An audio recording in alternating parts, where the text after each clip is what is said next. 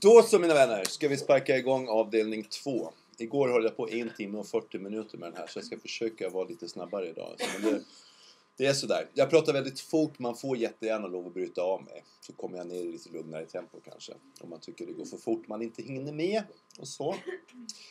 Det vi ska tala om nu är Kallemans Maya-teori. Som jag då lärde mig medan vi gjorde boken by heart och sådär. Så att jag kan den förmodligen bättre än de flesta förutom då Kalleman själv i det här. Det han har gjort, det är att han har alltså tagit ett begrepp ifrån Maya-folket där de talar om 13 himlar och 9 undervärldar. Och sen har han gjort sin egen tolkning av de här 9 undervärldarna. Det Kalleman hävdar, det är att de här 9 undervärldarna symboliserar 9 stycken medvetande nivåer, alltså utvecklingssteg som alla ska avslutas samtidigt. Enligt Kallemans idé så gick vi in precis nu i mars i den 9:e och avslutande etappen av den här pyramiden. Jag är inte, vad ska vi kalla det för? Jag delar inte Kallemans uppfattning i allt. Men jag kan inte ta ifrån honom hans cykler och jag kan inte ta ifrån honom hur väl det stämmer till stor del. Det finns vissa brister och jag ska berätta om dem också här idag. Så att den här 9-våningspyramiden kan man säga symboliserar då 9 olika medvetande nivåer. Och det han har gjort är någonting helt fantastiskt när han har pinpointat så att säga evolutionen från Big Bang och fram till då tidens slut, vilket han då hävdar är den 28 oktober 2011. Alltså om 5 månader menar han att det här ska vara klart. Jag var lite delad med honom när vi gjorde boken, för jag sa, måste vi skriva något slutdatum? Liksom, är inte det dumt? Eftersom 2001 så gjorde jag, vad man kan säga, min sista transkanalisering med det här mediet. Och då ställde jag frågan, okej, vad är det som är rätt nu då? Är det 28 oktober eller 2011 till de här guiderna då? Och de svarar så där uttömmande som bara entiteter i någon annans kropp kan göra, nämligen båda är rätt och båda är fel. Så min slutsats ifrån det där, det blev att det 9:e steget i det här, för att Kallemans teori har sina absoluta poänger. Och det är att det 9:e steget i själva verket då är en individuellt steg. Att det är en individuell lucköppning eller vad man ska kalla det för.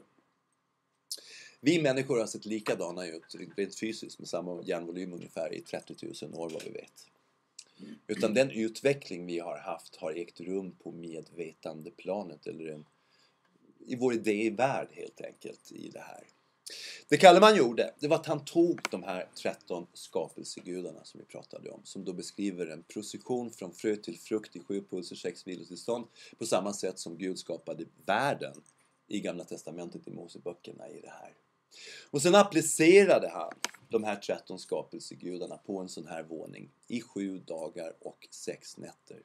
Där varje puls, både vila och aktiv puls, var så att säga samma längd.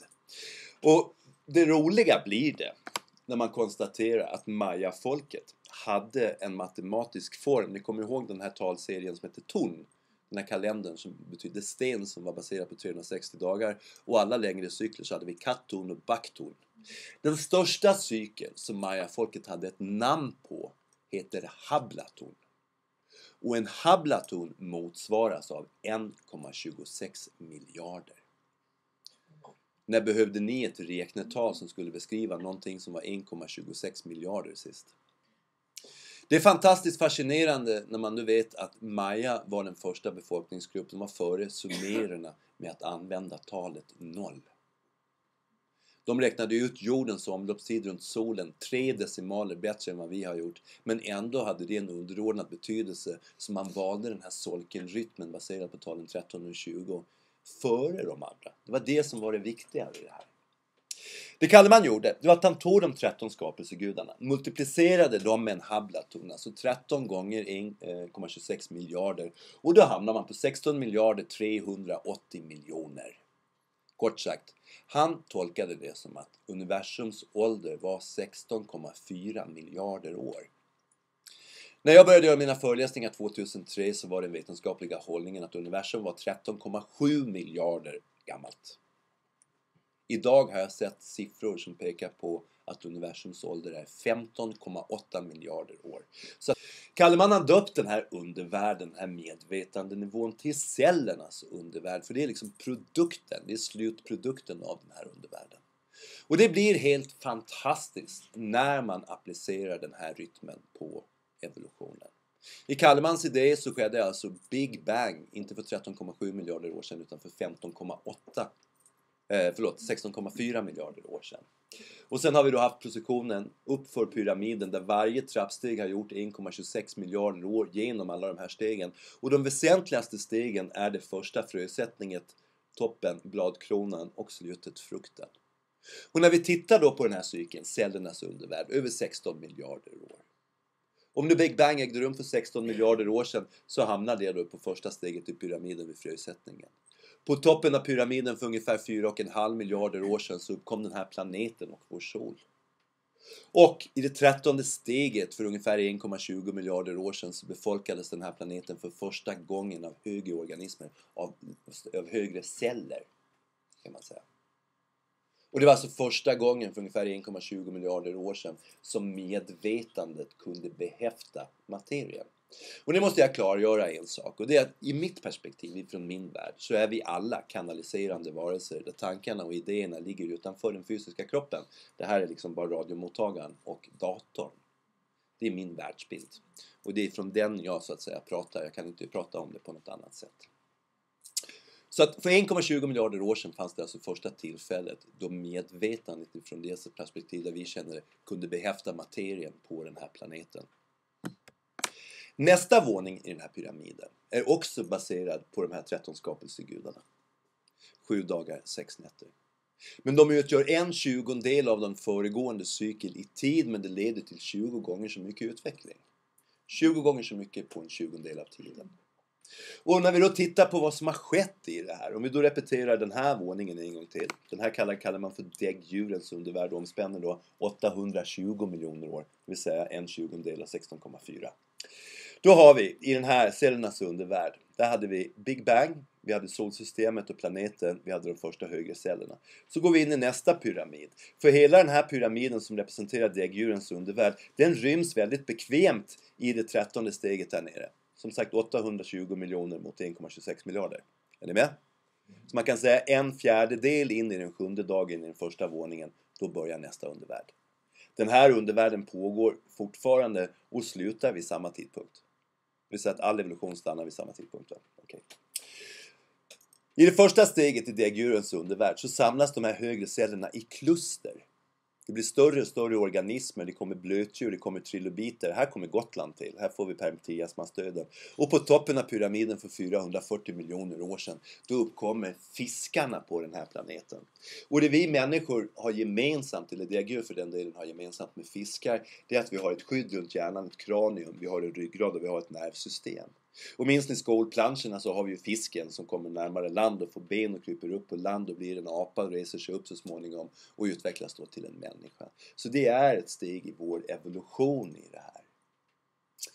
Sedan kommer på nästa dagpuls här kommer dinosaurierna och så kommer pungdjuren. Och det som sker i det 13:e steget för ungefär 63 miljoner år sedan, det är att det uppkommer placentala däggdjur, och det är vad vi är.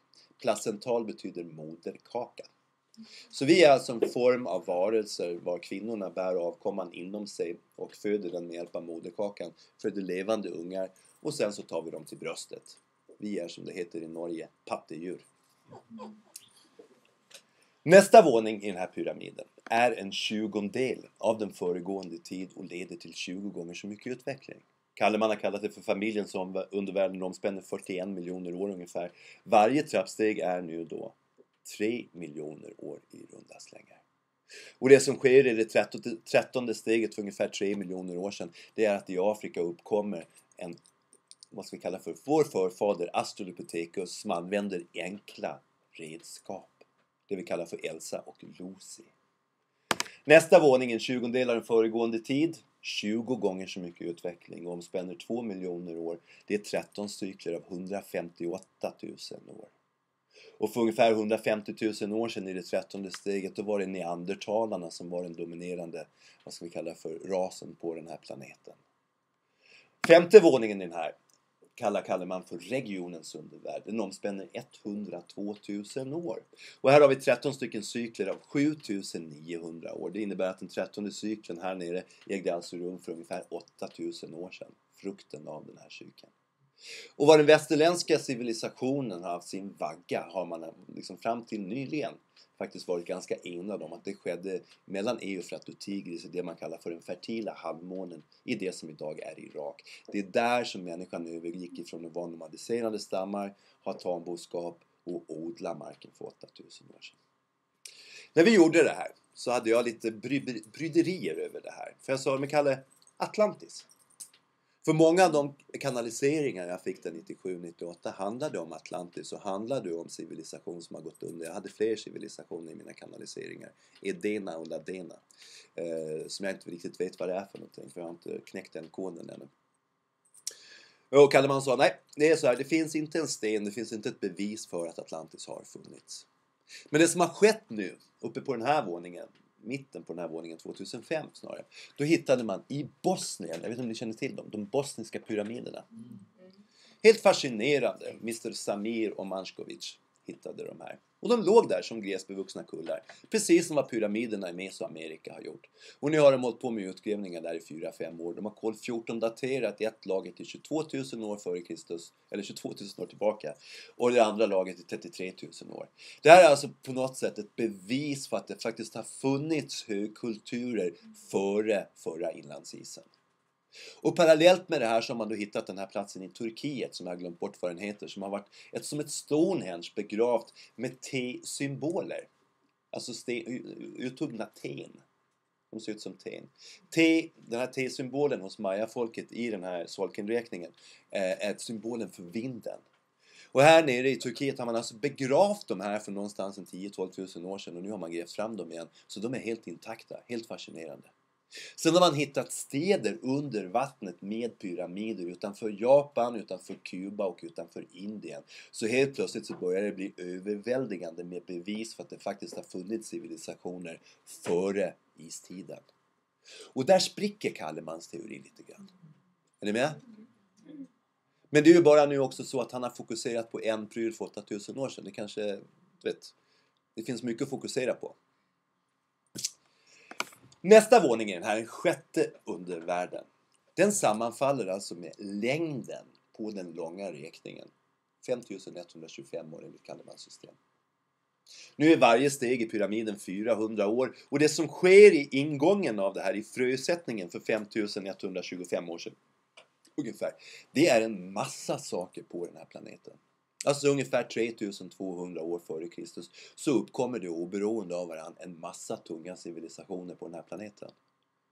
Vi har den tunga, alltså Nazca-linjerna utanför Peru, vi har Maya-kulturen, vi har mesopotamiska kulturen, egyptiska kulturen, grekiska kulturen och så har det förmodligen varit en högkultur i Kina som vi inte vet så mycket om. Det som händer också på den här planeten, det är att vi börjar använda metaller. Och vad gör vi människor med metaller? Jo, vi gör vapen. Och det leder till att vi får de första kungarna. Och vi får därigenom också de första monoteistiska religionerna. Vi får de första betalmedlen. Och det här vet vi bara för att vi också fick de första bokstäverna, de första skriftspråken. Oberoende av varandra och helt väsensskilda ifrån varandra så uppkommer alltså i Egypten de egyptiska hieroglyferna och i Sumer kilskriften. Men de är inte lika varandra någonstans. Så det är rätt lustigt hur de har kommit upp samtidigt. Men efter det går vi in i det tillstånd som vi kallar för historisk tid. Det vill säga efter den tidpunkten för ungefär 3200 f.Kr.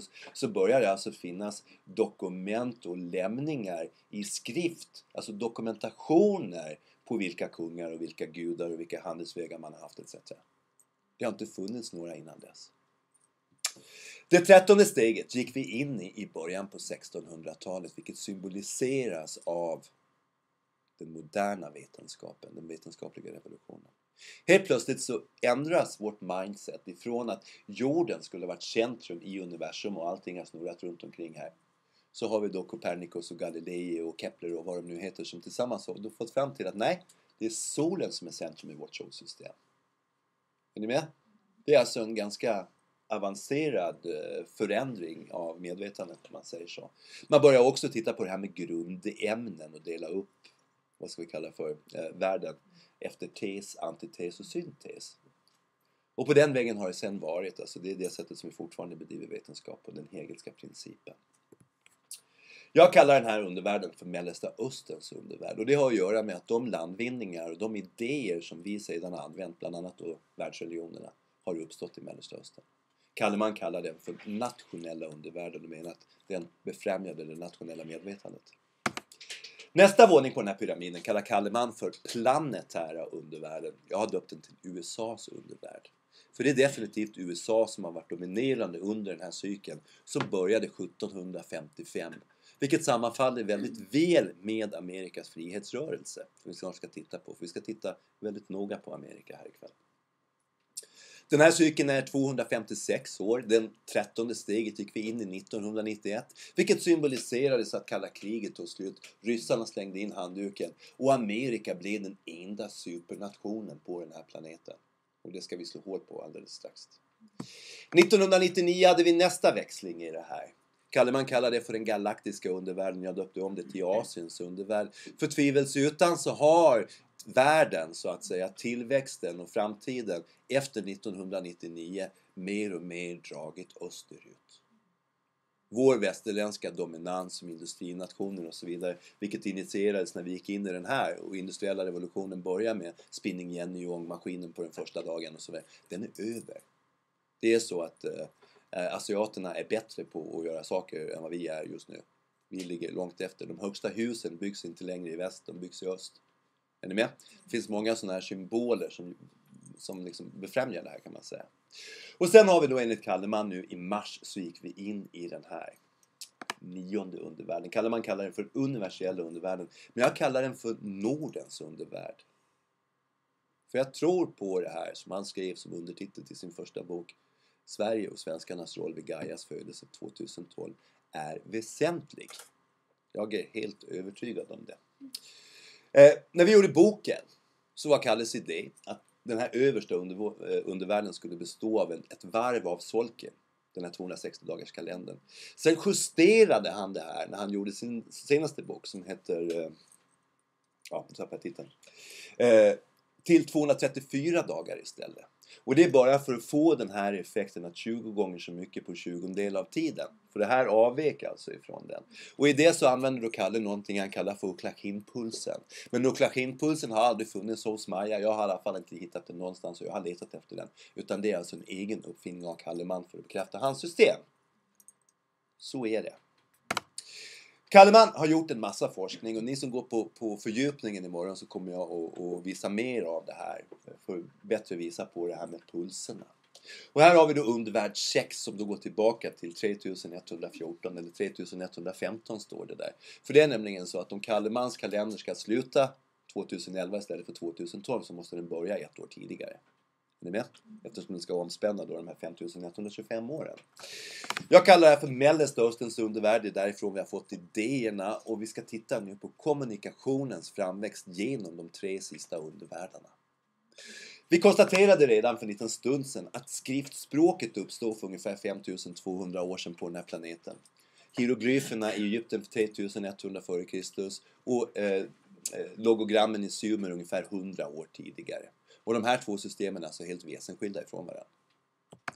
Så kommer det akkadiska skriftspråket som är det som vi har flest urkunder efter konsonantalfabetet, så får vi kinesiska skrivtecken. Men på toppen av pyramiden, det är där vi har paradigmskiftet, det är där det kommer nya idéer som sen kommer att användas när vi går ner för pyramiden och blir så att säga allmän Guds. Och där uppkommer det kompletta alfabetet som ni som sitter och gör anteckningar här använder sig av. Som består av både vokaler och konsonanter. Det moderna språkets födelse helt enkelt. När vi går ner för pyramiden så får vi helt plötsligt till den 5:e dagen papper att skriva på papyrus i Rom. Första boken trycks med 3-snitt i Kina 886 och 600 år senare så är det en europé som heter Gutenberg som egentligen snor den kinesiska idén eller patentet om man vill. Det är bara det att han gör det i metall istället där varje bokstav så att säga är en egen liten metallköttafel. Så kan man sätta om de här och på det sättet kan man så att säga reproducera skrifter i stor skala på ett helt annat sätt än att ha handskrivna biblar och sånt här. När vi kommer ner i den 7:e dagen, då har den här frukten ifrån den här cykeln gått i mål. Då föds den första masskommunikationsmediet, nämligen den första dagstidningen i Holland 1618. Strax efter 1624 så kom med det första postsystemet. Då alltså människor helt enkelt kan skicka en försändelse eller en skrivet brev över ett land eller mellan två länder med hjälp av kurirer och så vidare. Postväsendet i Sverige startade strax efter 1632 och Sverige var först i världen med att ha nationella arkiv, det vill säga att man helt enkelt tog kopior på allting som hade beslutats inom regering och kungahus och la upp det i arkivet så att historien skulle så att säga kunna läsa det, eller man skulle kunna läsa det efteråt i historien. Så här har vi punkt 1, dag 1, dag 4 och dag 7, vad som har hänt i den här. Och alla har vi ju idag bokstäver på många sätt. Den 7:e undervärlden började då 1755. Och jag hade ju det här till USAs undervärld, kommunikationens framväxt. Och i den här cykeln, i den här pyramiden, ska vi då få 20 gånger så mycket på en 20-del av tiden som vi hade i den förra. Och då repeterar vi. Här fick vi de första bokstäverna, här fick vi kompletta alfabetet och här fick vi tidningar och post. Det vi får här är någonting helt annat. På den första dagen så är det en man i Frankrike som heter Boussoul som skriver en teori om att man borde kunna kommunicera över avstånd i realtid med hjälp av koder. 1794 tas den optiska telegrafen i bruk mellan Paris och Lille. Det är en man som heter Chappe som bygger den där. Och det betyder alltså att man kan stå på två kullar så kan man liksom skicka ljussignaler i ett visst uppgjort system med koder mellan två stycken kullar i mörkret. Eller på dagen så har man en semafor som man har då ett tidigare uppgivet kodspråk för. Så att står semaforen på det här sättet så betyder det en sak och står den på det här sättet så betyder det en annan sak. Så kan man stå där på kullen med sin kikare och titta på vad semaforen säger i någonting som är utom hörhåll alldeles för långt bort. Är ni med? På dag 3 här så föds telegrafen och på dag 4 så får vi telefonen. På dag 5 så kommer radion och på dag 6 så kommer tvn och på dag 7 så föds World Wide Web, globala tv-utsändningar. Vi får GSM-nätet och mobiltelefonin börjar bli var mans hand. Den första smartphonen lanseras 1992 av Nokia och den innehåller förutom telefonfunktionen den fantastiska egenskapen av miniräknare och kalender. Det är hot. 20 gånger så mycket på en 20-del av tiden.